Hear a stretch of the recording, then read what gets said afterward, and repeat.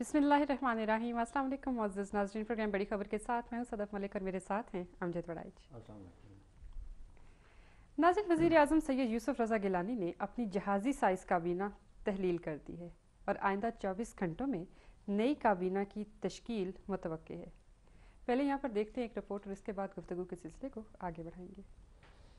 वज़ीर आज़म सैयद यूसुफ रज़ा गिलानी ने बिलाखिर अपनी 54 रुकनी जहाज़ी काबीना के वज़रा से इस्तीफ़े ले लिए हैं। वज़रा ने काबीना के 75वें इजलास में वज़ीर आज़म को अपने इस्तीफ़े पेश किए। इस मौका पर यूसुफ रज़ा गिलानी ने अपनी काबीना के अरकान को खिराज तहसीन पेश करते हुए उनकी कारकर्दगी को सराहा। सियासी हलकों में हुकूमत के इस इकदाम का खैर मकदम तो किया जा रहा है, मगर काबीना को करप्ट वज़रा को फारिग करने के लिए तहलील किया गया या ये इकदाम इत्तेहादी और अपोजिशन जमातों के अखराजात में कमी के लिए दबाव का नतीजा है। 18वीं तरमीम पर अगले इंतखाबात से पहले अमल दरामद का हिस्सा है या फिर मशरिक वस्ता के ममालिक की मौजूदा सूरत हाल पर पाकिस्तान के मुख्तदर हलकों में पाई जाने वाली तशवीश का नतीजा है। ये वो अहम सवालात हैं जो काबीना को तहलील किए जाने के हवाले से सियासी हलकों में उठाए जा रहे हैं। तवक्को की जा रही है कि अगले 24 घंटों में नई मगर मुख्तसर काबीना तश्कील दे दी जाएगी और फिर बाद में काबीना के अंदर मजीद वज़रा शामिल किए जाएंगे। ताहम ये बात तय है कि काबीना के मेंबरान की तादाद 48 से ज्यादा नहीं होगी।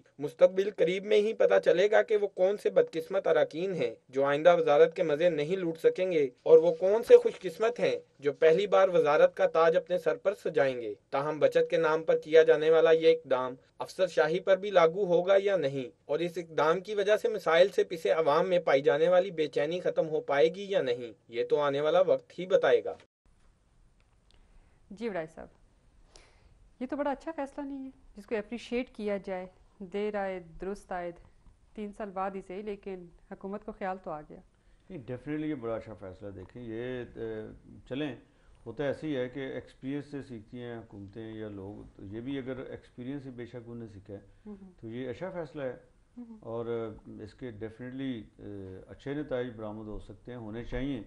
अगर कैबिनेट साइज़ गवर्नमेंट अखराजात कम करने की बात अगर अपने घर से शुरू करती है, प्राइम मिनिस्टर अपने घर से शुरू करते हैं, तो ये तो बड़ी अच्छी बात है ना। वरना ये है कि बाकी अगर वो कर्टेल करने की कोशिश भी करते हैं, कोई ऑस्टेरिटी मेजर्स लेते हैं, तो वो फिर लोग क्रिटिसाइज करते हैं, दूसरे जो तबकात हैं। ठीक है, तो ये एक तरह से मैं समझता हूँ डेफिनेटली बड़ा अच्छा फैसला है और इसको अप्रिशिएट किया जाना चाहिए। अब ये क्यों हुआ, कैसे हुआ, ये एक अलग बात है, लेकिन ये है कि है बहुत अच्छा फैसला। वैसे क्या लगता है आपको कि क्यों किया होगा? काबीना को करप्ट लोगों से पाक करने के लिए, अवाम में बेचैनी को ख़त्म करने के लिए, अपोजिशन को खुश करने के लिए सारा कुछ किया जा रहा है, या फिर इनका मकसद वाकई अखराजात को कम करना था? कई वजह। एक तो देखें, पीपल्स पार्टी का जो व्यूअर्स को भी हम याद करा दें कि जो पीपल्स पार्टी का मैनिफेस्टो है उसमें भी ये शामिल थी, इस तरह के ऑस्टेरिटी मेजर्स लेना। लेकिन पीपल्स पार्टी जब कैबिनेट बनी तो उस वक्त वो आपने कहा, जैसे सदफ आपने ये कहा कि जहाज़ी साइज़ की कैबिनेट, तो वो कैबिनेट बनी। उस वक्त जो जितनी पॉलिटिकल पार्टीज़ अलाइड थी उनको भी उसमें शामिल किया गया और इस तरीके से एक बड़ी कैबिनेट वजूद में आई। और पीपल्स पार्टी में भी जो मुख्तलिफ ग्रुप्स थे, मुख्तलिफ इलाके थे, मुख्तलिफ सूबे हैं, उनके लोगों को शामिल किया जाना मकसूद था। फिर यह है कि नेशनल असम्बली और सैनेट, उसका एक कॉम्बिनेशन रिक्वायर्ड होता है। तो इस तरीके से जो कैबिनेट बनी उस वक्त वो बहुत बड़े साइज़ की कैबिनेट बन गई। तो उसके बाद 18वीं तरमीम आ गई, एक वो इशू भी है। अब in the mean while corruption का बहुत ज़्यादा शोर पड़ गया। नून लीग ने जो 10 नुकात पेश किए उसमें भी ये चीज़ शामिल थी, MKM ने जो कहा उसमें भी ये चीज़ शामिल थी, और क्यू लीग ने जो बातें की उसमें भी ये चीज़ शामिल थी, जो डिमांड्स उन्होंने गवर्नमेंट के सामने रखी। तो इसके सामने एक तो बड़ी सीधी सी बात है कि अगर ये बात मान ली जाए कि गवर्नमेंट करप्शन कम करने में सिंसियर है और उन लोगों को कैबिनेट से निकालने के लिए हुआ है जो करप्ट है या जिनके ऊपर चार्जेस हैं करप्ट के, तो इसका मतलब ये है कि जो कैबिनेट में से लोग ड्रॉप होंगे, वो सीधी सी बात है कि फिर उनके बारे में तो ये एस्टेब्लिश हो जाएगा कि ये करप्ट लोग हैं। तो आप जब ये बात पूछती हैं, ये जो लोग ये बात करते हैं, वो गवर्नमेंट तो ये नहीं चाहेगी कि वो अपने साथियों को एम्बेरस करे इस तरीके से। लेकिन ये है कि जो नून लीग ने लोग पॉइंट आउट किए हुए हैं उसमें कुछ ऐसे लोग भी हैं जिनके ऊपर चार्जेस हैं, कुछ ऐसे लोग हैं जिनसे नून लीग को ग्रीवेंसेज हैं। तो एक इसका ऑब्जेक्टिव ये भी हो सकता है कि चलें जो अलाइड एक अपोजिशन पॉलिटिकल पार्टी है उसको खुश किया जाए। एक ये भी हो सकता है जो अलाइड पार्टीज़ हैं वो कह रही हैं उनको भी खुश किया जाए, उनकी बात भी मानी जाए। एक ऑब्जेक्टिव डेफिनेटली ये भी हो सकता है कि जो अवाम है चूँकि उनमें बड़ी बेचैनी पाई जाती है और जो उनकी मुआशी हालत है वो समझते हैं कि इसकी ज़िम्मेदार गवर्नमेंट है और गवर्नमेंट में वो नज़र आते हैं, उनको नज़र आता है कि जो उनके नुमाइंदे हैं MNAs और MPs सूबों की कैबिनेट्स का भी ये मसला है, वो सारे के सारे इस तरीके इतनी बड़ी बड़ी कैबिनेट्स बना के और प्रोटोकॉल एंजॉय कर रहे हैं, तो ये भी एक इशू हो सकता है। लेकिन भाई साहब आज जब काबीना मुस्तफ़ी हो रही थी तो उस वक्त गिलानी साहब कह रहे थे कि हमारी जो काबीना है इसने बड़ी शानदार कारकर्दगी का मुजाहरा किया है। अगर उनकी काबीना ने शानदार कारकर्दगी का मुजाहरा किया है तो लोग क्यों परेशान हैं, क्यों रोध हो रहे हैं? हालत जार तो बिल्कुल वैसे की वैसी, बल्कि उससे भी बदतर होती जा रही है डे बाई डे। नहीं, इसमें होता यह है कि जो वो कह रहे हैं वो तो यही कहेंगे, प्राइम मिनिस्टर हैं ज़ाहिर है, उस काबीना को वो हेड करते हैं, तो उनका तो ये डेफिनेटली उनका क्लेम तो ये बनता है, उन्हें यही कहना चाहिए, वो तो कभी भी नहीं मानेंगे कि अच्छा कुछ खराबियाँ भी हैं। लेकिन ये ज़रूर हमें भी मानना चाहिए कि इस कैबिनेट के क्रेडिट पे कुछ अच्छी चीज़ें भी हैं। मसलन देखें, एक तो जो पिछले 3 साल में आपका जो कॉन्स्टिट्यूशन है वो रिफॉर्म हुआ है, वो उसमें जो एक एस्पिरेशंस हैं लोगों की वो उसमें शामिल की गई हैं। जो 73 का कॉन्स्टिट्यूशन था उसकी स्पिरिट को बहाल करने की कामयाब एक समझते हैं, मैं समझता हूँ कोशिश हुई है, तो ये बड़ी अच्छी बात है। फिर इसी कैबिनेट ने व्यूज़ को भी पता है कि बलोचिस्तान पैकेज दिया है, इसी कैबिनेट ने गिलगित बल्तिस्तान का इशू जो है उसके स्टेटस का इशू उसको भी रिजॉल्व किया है, इसी कैबिनेट की सपोर्ट के साथ ही NFC का मसला भी हल हुआ है। तो इसी कैबिनेट ने खैबर पख्तूनख्वा के नाम का जो बड़ा पुराना इशू था 18वीं तरमीम के ज़रिए उसको भी हल किया है। इसी कैबिनेट ने प्राइम मिनिस्टर की जो तीसरी टर्म की जो एक शर्त थी, कंडीशन, उसको उठाया है, तो वो भी एक बहुत बड़ी हमारे पॉलिटिक्स में टेंशन की एक रीज़न थी, उसको भी किया है।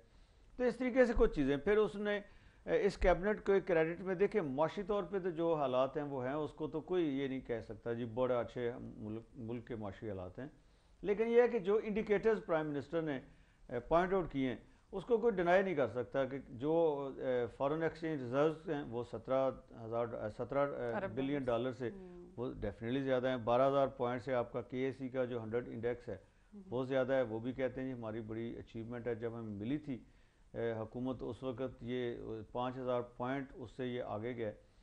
तो इस तरह की जो उनकी ये जो इंडिकेटर्स की वो बात करते हैं। एक बात उन्होंने कल भी की है एक जगह पे, और वो आज भी थोड़ा सा कि उन्हें अवाम को ये नहीं बताना चाहिए कि नहीं, ये तो ठीक है अच्छे काम उन्होंने किए हैं कि हमने अवाम की काया पलट दिया है या अवाम के जो रोज़मर्रा के हालात में उनमें कुछ बेहतरी है, तो वो तो ऐसा नहीं हुआ। तो बहरहाल ये कुछ क्लेम्स उनके बनते भी हैं, वो जायज़ भी हैं। वाली बात है।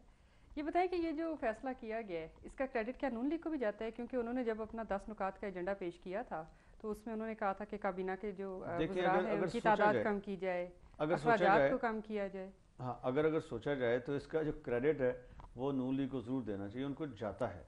चूँकि नून लीग की ये गवर्नमेंट माने या ना माने, लेकिन यह है कि उन पीपल्स पार्टी के मैनिफेस्टो में तो ये पहले भी था, 3 साल पहले भी था जब ये कैबिनेट बनी थी, और इन द मीनवाइल भी रहा है। लेकिन यह है कि उसको इम्प्लीमेंट तब किया जा रहा है जब एक तो वही जो हालात हैं इस वक्त दुनिया के मुख्तलिफ मुल्कों के, दूसरा अपोजिशन की तरफ से और नून लीग की तरफ से ये प्रेशर आया।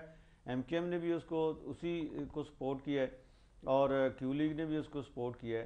तो एक कंसेंसस मुल्क में इस तरह का डेवलप आप कह लें हो गया, जिसमें ये डिमांड बड़ी शिद्दत से आ गई कि जी गवर्नमेंट अपने अखराजात कम करे और उसके लिए सबसे पहले कैबिनेट के साइज़ को कम करे। अच्छा। अब इसमें आप पहले 18th अमेंडमेंट का रेफरेंस दे रही थी। 18th अमेंडमेंट में ये नहीं है कि ये इस वक्त जो सूरत हाल है, यानी ये जो असम्बली है वो उसको इम्प्लीमेंट करेगी। चूँकि 18th अमेंडमेंट अगर हमारे प्रोड्यूसर दिखा सके, मेरे पास यहाँ पे है भी, तो उसमें बड़ा क्लियर व्यूअर्स लिखा हुआ है।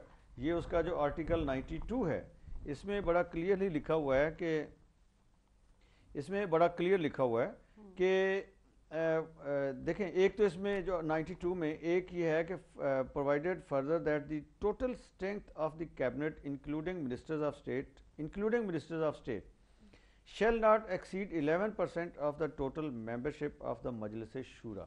इसको कैलकुलेट किया जाए तो ये 48 पॉइंट कुछ बनता है। तो अगर 48 मेंबर्स की कैबिनेट जो है वो होनी चाहिए अकॉर्डिंग टू 18th अमेंडमेंट, इसका जो कॉन्स्टिट्यूशन का आर्टिकल 92 है।